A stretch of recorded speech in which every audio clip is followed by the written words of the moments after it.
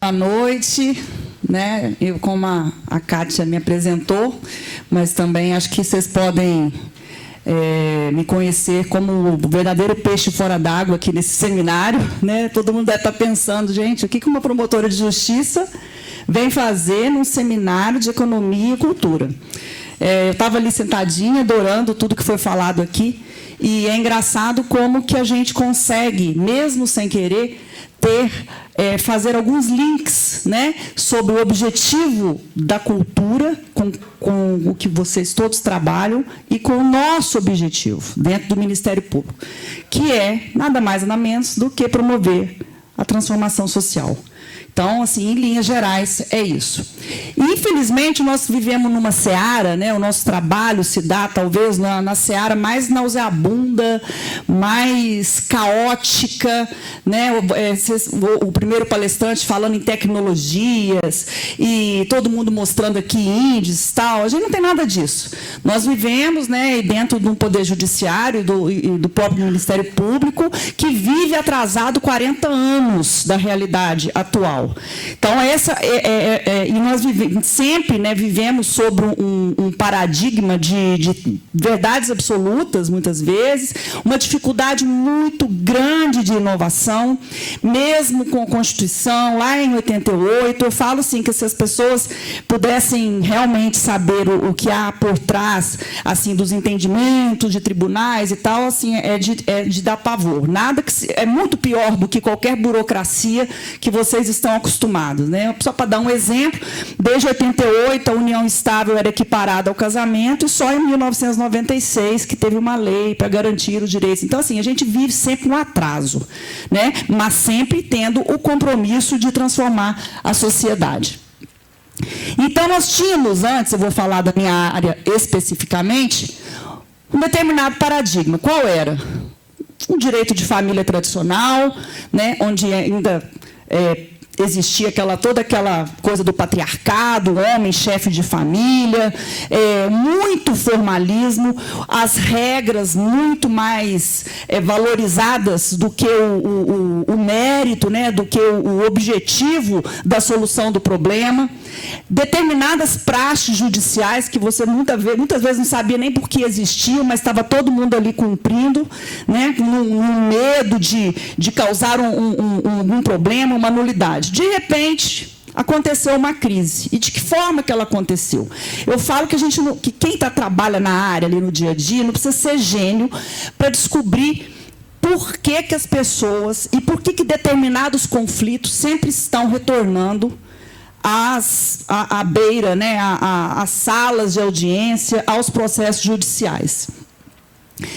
Essa crise de paradigmas, né, isso aconteceu porque deu-se conta de que não existe um modelo único de relacionamentos familiares e parentais. Isso parece muito óbvio, né? Desde que o mundo é mundo, as famílias são diferentes, as pessoas são diferentes, então, de forma que você não poderia utilizar o mesmo padrão para todos eles.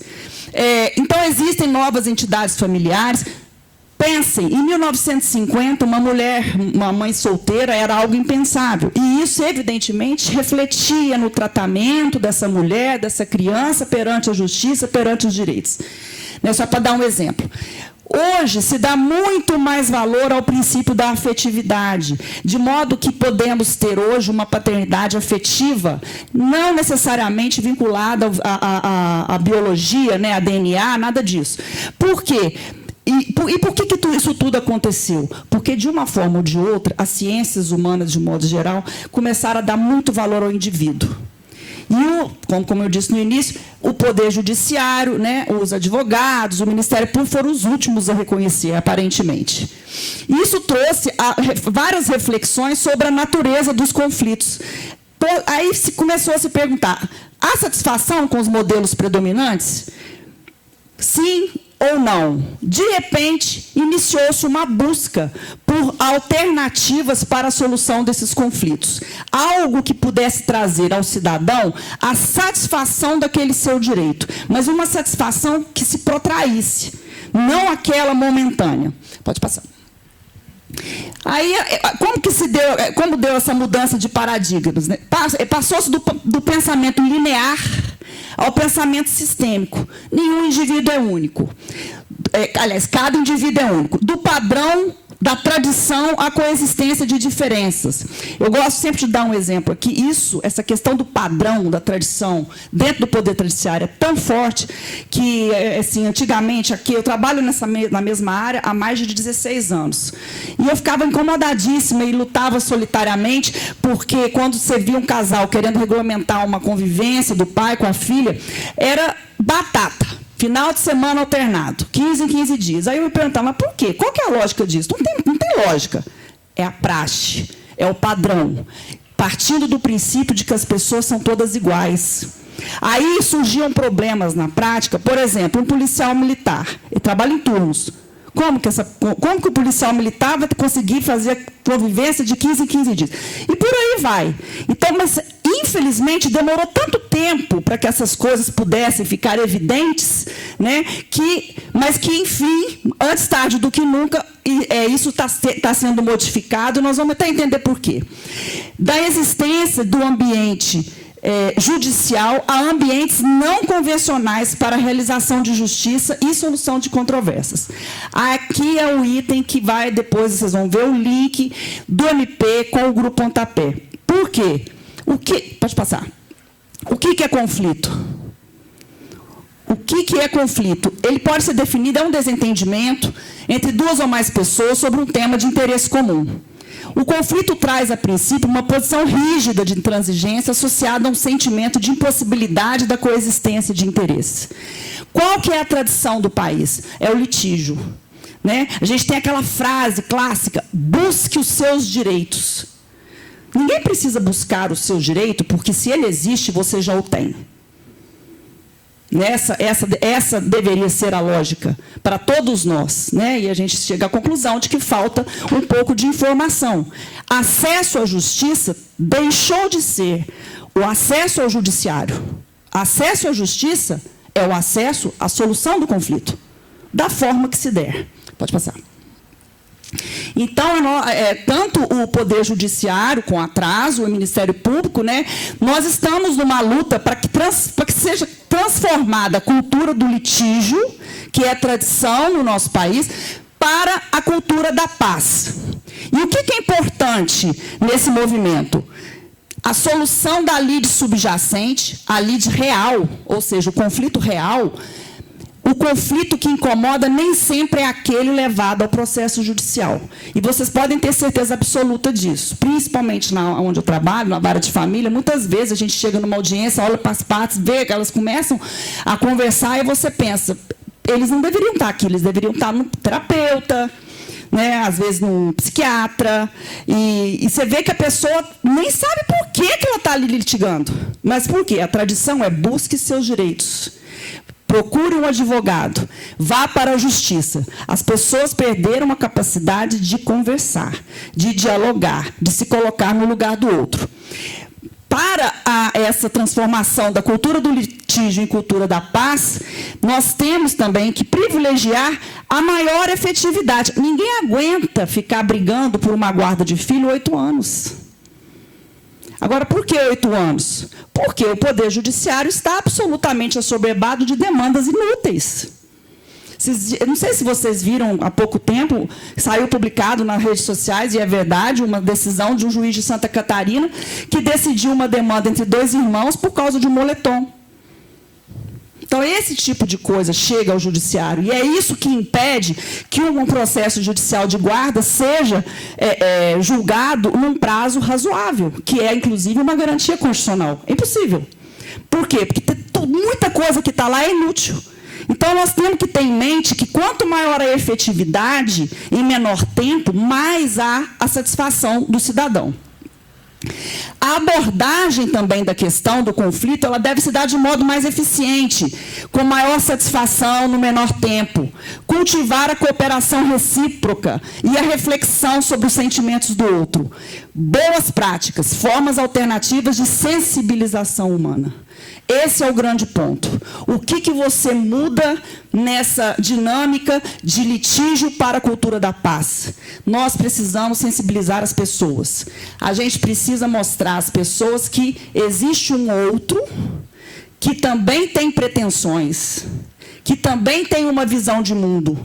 A nossa grande... o nosso grande desafio é justamente pensar de que forma nós podemos contribuir para que isso aconteça. Pode passar. Nesse projeto de cultura da paz, nós produzimos, né, disseminamos a importância da comunicação, deixamos claro isso. Informação, eu falo que uma pessoa desinformada, ela é a que menos vai efetivar os seus próprios direitos. Quanto maior a informação, mais satisfação dos seus direitos ela vai ter. Né? A cultura da paz, ela desconstrói estereótipos. Por quê? Porque prega tolerância, o respeito ao diferente, sair da zona do padrão, da tradição, entender que a pessoa pode ser quem ela quer, do jeito que ela quiser, e que nem por isso ela tem menos direito do que o outro. Isso é básico. Né? Novos campos de trabalho e de emprego. Aí eu cito a mediação e a negociação de conflitos, nós vamos ver mais na frente, o porquê que isso é determinante nesse passo, né, nessa quebra de paradigma da cultura do litígio para a cultura da paz. Nós geramos também comprometimento, empatia e responsabilidade pela solução da controvérsia. As pessoas precisam entender que conversando, dialogando, comunicando, elas próprias são capazes de resolver os seus problemas. Não é possível que para todos os atos, todo o conflito da nossa vida civil, precise de um terceiro, que no caso é um juiz, para decidir, seja lá qualquer coisa. Uma vez eu tive um processo que a pessoa... era uma questão de convivência, de pai e filho, o cara entrou com uma medida para poder pedir para o juiz intimar a mãe para que entregasse a criança para ele à 00:01 do dia 15 de julho, porque era a metade das férias. À 00:01 do dia 15 de julho. Então, assim, não é possível, né, que um juiz precise definir esse tipo de coisa. Então, falta empatia na nossa sociedade, falta o sentimento de pertencimento, naquele sentido de que todos nós estamos no mesmo barco. Né? As pessoas parecem que estão isoladas e cultuando o litígio a qualquer custo. O nosso trabalho é impedir isso. A cultura da paz também, ela investe na autoestima, na sensibilização social, reformula o sentido do senso comum por meio de exposições de arte, festivais de música, mostras culturais, fóruns e o teatro. Citei todos esses movimentos artísticos aqui justamente para falar o quê? Isso é ferramenta de sensibilização humana. Nós acreditamos muito nisso. Né, nós do Ministério Público, né, nós temos certeza, né, que a última coisa que vai sensibilizar um ser humano, um cidadão, para que ele possa para que ele possa resolver os seus próprios conflitos, é um juiz. É a última pessoa. Né, porque ninguém gosta de ter a sua vida, né, definida pelo sim, pelo não, por um terceiro imparcial. Né? A gente tem que aprender a deixar a justiça para aquilo que realmente importa. Né, questões banais do dia a dia, né, entender o conflito como algo normal, como algo natural, esse é o desafio. Pode passar. E como que aconteceu esse link? Né? Porque nós, do MP, pelo nosso perfil constitucional, temos legitimidade para a propositura e construção de soluções autocompositivas, privilegiando a emancipação das pessoas, da comunidade e fomentando a criatividade dessas no acertamento de suas questões, a fim de que seja alterado o paradigma da adjudicação da justiça pelo Estado, pela construção de uma resposta satisfativa para ambos os envolvidos. Aí, isso levou ao nosso encontro. Né? Coincidentemente, a Kátia nos procurou, ela que também é advogada, né, sabia do nosso interesse de fazer algum tipo de atividade alternativa e que visasse a emancipação dessas pessoas, no sentido de cultuar a paz, etc. E aí, pode passar. Pode passar. Aí a Kátia nos falou né, e o Rubens também, nós fizemos reuniões tal, do projeto do Grupo Pontapé, que veio muito a calhar com os nossos objetivos, que não são meros objetivos, são praticamente obrigações institucionais. Né? Os objetivos do projeto Cultura como Mediadora de Conflitos do Grupo Pontapé, eles coincidiram com as diretrizes da política do CNMP. Essa Carta de Brasília, vocês podem entrar no site do CNMP que vocês vão ver, são diretrizes criadas pelos corregedores nacionais e todos os corregedores gerais do Ministério Público dos estados, visando estabelecer comportamentos sempre focando nas soluções autocompositivas e no papel do MP sob o ponto de vista mais social, mais empreendedor, se a gente pode usar essa palavra. Né? Então, dessa forma, nós formalizamos um projeto nosso do MP, que chama MP em Cena, para que fosse executado no SEJUSC, que é o Centro Judicial de Solução de Conflitos e Cidadania, na comarca de Uberlândia, o Teatro Debate, a fim de levar atores processuais à reflexão acerca de um conflito semelhante de forma coletiva, visando a solução autônoma e pacífica das controvérsias, de forma que nós pudéssemos, com essa ferramenta, humanizar aquelas partes dos processos judiciais que estariam ali para assistir ao teatro. Tá. Então, mais ou menos, nós vamos mostrar para vocês o que acontece. Né? Imaginem que eu tenho um processo judicial em que as partes estão litigando por conta da guarda e da convivência, né, do regime de convivência de uma criança, filha deles, em comum. Né? Foram muita briga, muita discussão, total falta de empatia de parte a parte, processo complexo. Aí é isso que acontece.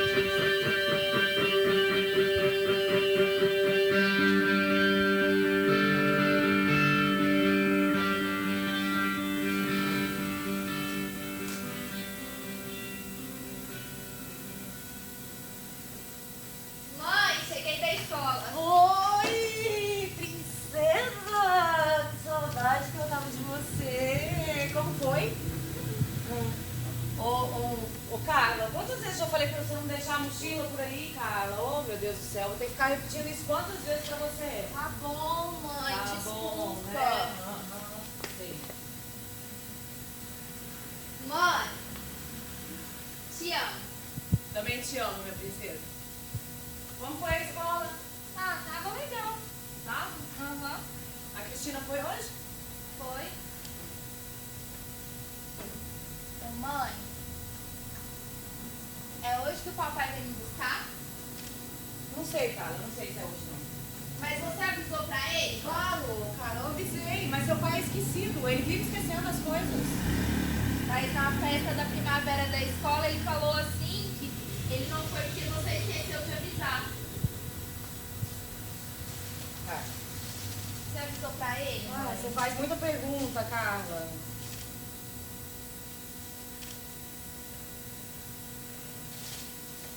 Mãe, olha no celular, às vezes ele mandou mensagem. Olha, minha filha, eu vou te falar uma coisa. É melhor você não ficar esperando muita coisa do seu pai, não, tá? Ele não tá nem aí pra você, ele não tá nem aí pra gente. E ó, é melhor você avisar pra ele que se ele não pagar a pensão, ele não vai poder te ver também. Carlinha! Chegou, mãe. Oh, Papai! princesa. Oh, que saudade que eu tava. Eu achei que você tinha esquecido. Papai nunca vai te esquecer, tá bom? Vamos? Mãe!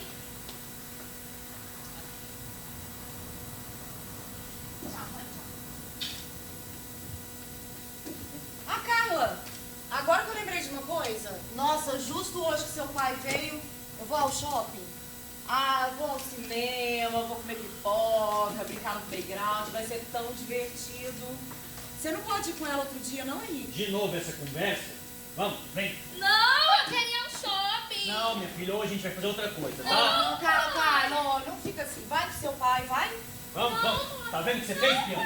Pai. Vem, minha filha. Põe isso. Não.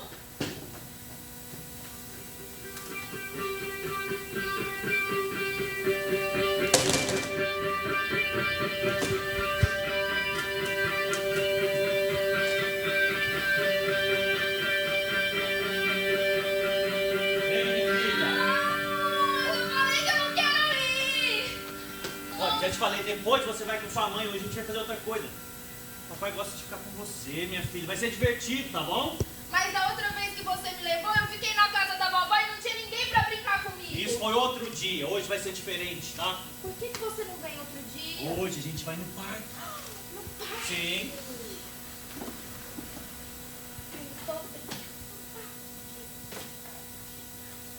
Pai, Oi, minha filha. eu queria te ver todo dia. Te amo, pai. Papai também. Queria te ver todo dia. Mas por que a gente não pode se ver todo dia? Ai, minha filha. Eu e sua mãe estamos nos separando, né? Então a gente tem que esperar a sentença do juiz para ver qual dia eu vou poder te ver. Mas por que o juiz manda? Eu e sua mãe não estamos nos entendendo, tá? Ah, você também faz muitas perguntas, né? Pai, a mamãe falou assim que se você não pagar a pensão eu não vou poder mais te ver. Pai, eu quero te ver. Papai também quer te ver, tá bom? Então por que você não fala pra mamãe que quer me ver todo dia e fala pro juiz também? Calma, minha filha, a gente tem que esperar, vai dar tudo certo. Vai dar tudo certo. Ai, é sempre assim, vocês sempre discutem. Ai, quer saber? Sua mãe também fica enfiando minhoca na sua cabeça? Não dá nem pra sair com você.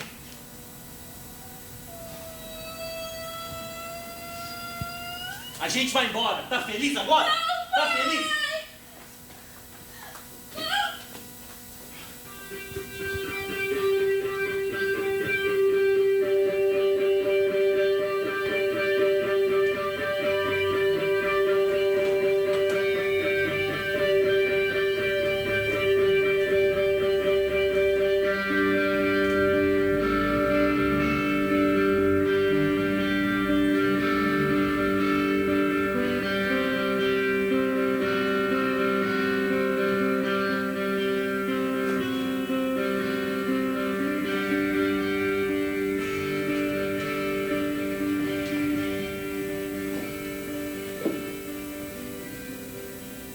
Carla, o que está acontecendo? Você não está fazendo o trabalho direito da escola. Olha bem a sua nota. Foi horrível a sua prova. Parabéns.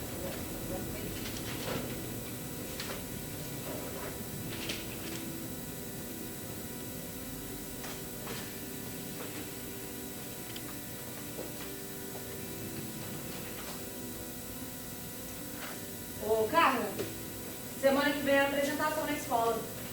Seu pai vem? Ah, eu acho que vem. Não sei, ele tá viajando. E sua mãe? A minha mãe, ela tem que trabalhar porque meu pai não paga pensão. Seu pai e sua mãe são separados? Não. Sim.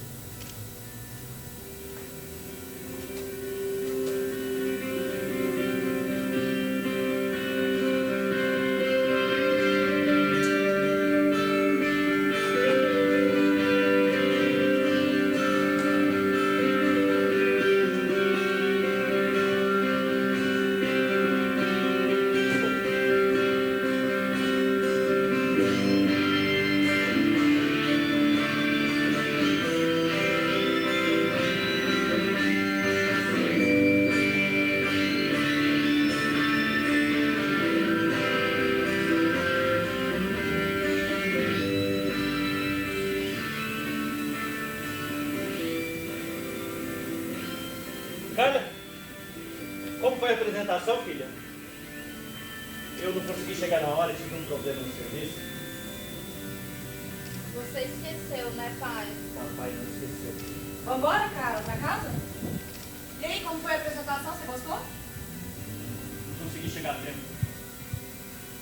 Mãe, o papai falou assim que ele pagou a pensão e você não está querendo deixar ele viver. É verdade? Você está inventando coisa pra mim. Você. Você não paga pensão, Ela- Henrique. eu Por não que pago. você fica Você inventando sabe história que eu pra tô menina? fazendo Pelo amor de isso. Deus. Olha, você Tudo for- você vira menina contra mim. Ela- Desse jeito a gente nunca vai conseguir se entender. Pelo amor de Deus, ela não pode te entender. Você não pode. Cara, minha filha, fala, eu te amo. Calma, filha, papai também te ama. Para com isso. Eu odeio você! Eu odeio você também! Não, Carla, eu te amo, minha Te amo, minha filha. filha.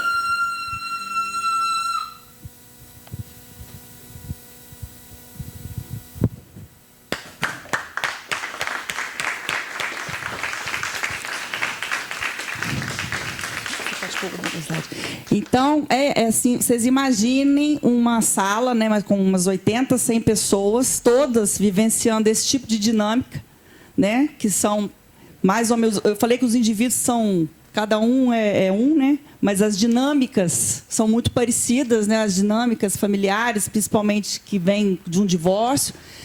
E, então, toda essa apresentação aqui, né, tem um determinado momento que os atores convocam, né, as partes a trazer ideias, a trazer alternativas para resolver aquilo ali. Então, o teatro é a ferramenta que a gente está utilizando para mostrar, para colocar as pessoas no lugar do outro, para olhar de fora, né, conhecer o conflito delas próprias olhando de fora. Então, assim, isso tem sido uma experiência muito legal, muito gratificante e com resultados muito efetivos. Né, nós fizemos a segunda edição, agora no mês passado, e na primeira, os dados de agora eu não tenho da minha promotoria, porque ainda vão ser marcadas audiências de conciliação para poder ver o tipo de feedback, né, que o Teatro Debate fez nas pessoas, mas na vez passada foi a metade, o que eu considero um número muito bom, inclusive partindo do princípio de que eu escolhi os processos a dedos, né, os casos mais complexos que eu podia lembrar na ocasião. Então, esse movimento, né, de cultura da paz, ele é uma escolha. E é uma opção que pressupõe ação. E ação não só, né, do judiciário. Né? Essa parceria com o Grupo Pontapé foi algo assim, que a gente jamais poderia imaginar, mas algo que chegou e veio plantando sementes, e isso está gerando frutos. Por quê? Porque nós estamos conseguindo humanizar. Eu falo que se a gente humanizar uma, duas, está bom. Mas a gente está conseguindo levar reflexão a essas pessoas. E o desafio nosso é auxiliar o cidadão a agir. né, a ele tomar frente do seu problema, dele tentar ouvir, ter mais empatia, saber dialogar. E o discurso da cultura da paz, ele não deve ser banalizado como algo abstrato. Ele é concreto e pressupõe a comunicação, interesse e cooperação. A construção da paz é um processo educativo. As pessoas precisam vivenciar, sentir, refletir, debater, planejar e concretizar ações. Nessa carta de Brasília, que nós vamos ler alguns links, alguns enunciados rapidinho, só para vocês terem ideia, ela explicita premissas para a concretização do compromisso institucional do MP de gestão e atuação voltadas à atuação resolutiva e transformadora da realidade. Né? Aí nós temos, nessa carta de Brasília, eu citei alguns enunciados, o 1, 2, o 10, o 12. Então, por exemplo, que a gente vem tentando, porque, inclusive, nós precisamos prestar contas, né, disso para a nossa corregedoria. Como eu disse, que isso é quase que uma obrigação institucional, e, de fato, é mesmo. Né, nas nossas correções, que acontecem rotineiramente, o corregedor, em pessoa, pergunta para nós, né, de quais itens da Carta de Brasília nós promovemos naquele período. Então, por exemplo, lá diz que nós temos que priorizar a atuação preventiva, o que se deu pela forma do teatro debate. E nós realizamos com o Grupo Pontapé não somente atividades no fórum, com as partes dos processos. Nós também utilizamos com os servidores e membros do MP. 2, o exercício da função pedagógica da cidadania, um compromisso constitucional social do MP.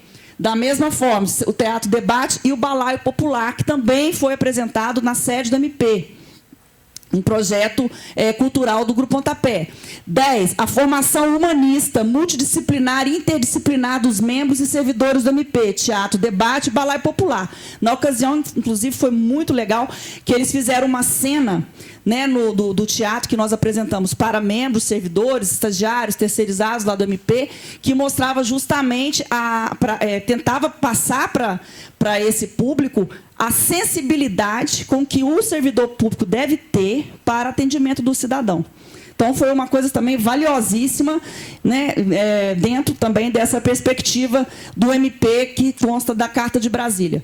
12, a utilização dos projetos sociais como novos mecanismos de atuação da instituição, que é justamente a utilização do teatro-debate nos processos judiciais perante o Sejusc, que nós convidamos as partes, selecionamos processos complexos para que possam ver a cena, refletir os seus conflitos e sair dali mais sensibilizados e humanizados. Pode passar.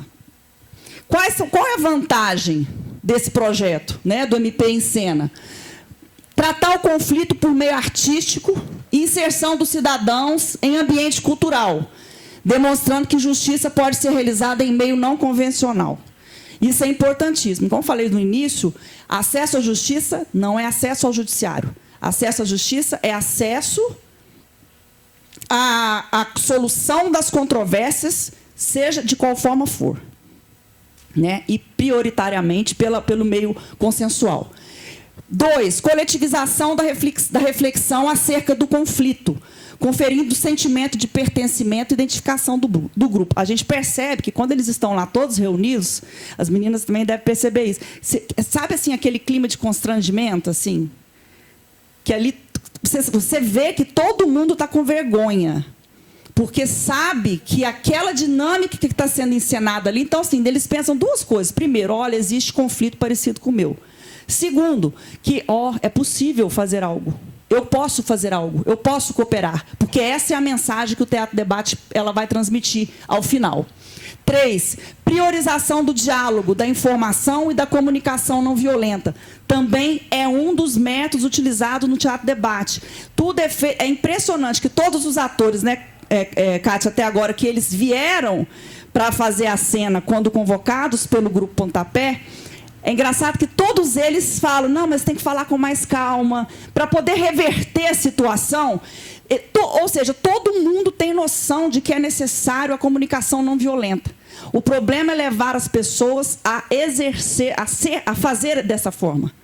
E o desafio, como eu falei antes, o desafio da cultura da paz é esse, é você é criar condições para que aquela pessoa possa utilizar das melhores ferramentas para conversar e para dialogar.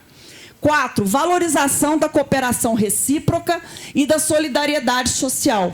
Né? Então, isso feito de forma coletiva, além do sentimento de pertencimento, ele leva as pessoas a compreenderem o conflito como algo natural, como algo comum, a vida de todo mundo, todos nós temos. Somos seres únicos, mas as dinâmicas podem ser muito parecidas e as formas e as alternativas para solucionar esses problemas podem ser iguais ou podem ser a mesma. Então, você vivenciando experiências, isso ajuda você a se emancipar como cidadão.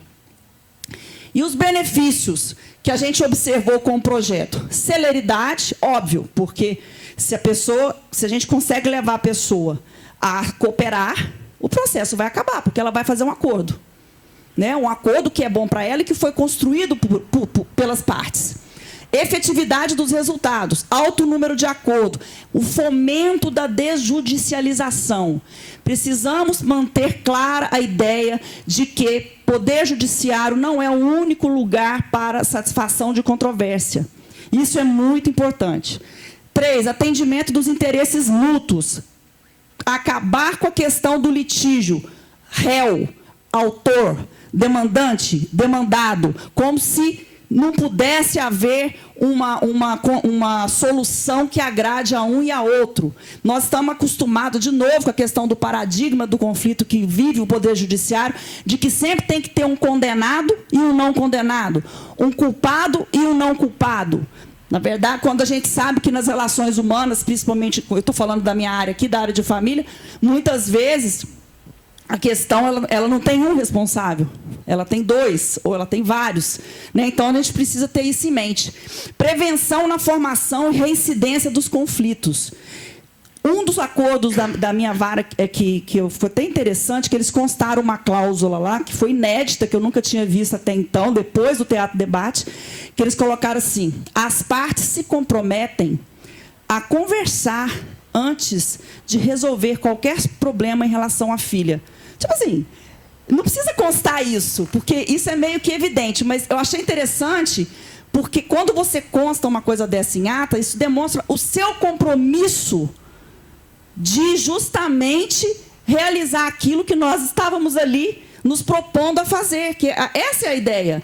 Que eles conversem, que eles se comuniquem, que eles cultivem a paz. Né? E achei interessante porque constaram demonstrando esse compromisso. Fluidez na comunicação, no diálogo, melhoria no relacionamento pessoal e social. Às vezes, essa questão da comunicação, do diálogo, a gente precisa até ensinar, porque quando a relação ela é muito difícil, assim, há muita mágoa, muito rancor, as pessoas se perdem até assim, porque elas precisam conversar, né? Tem uma filha em comum, geralmente, um filho em comum.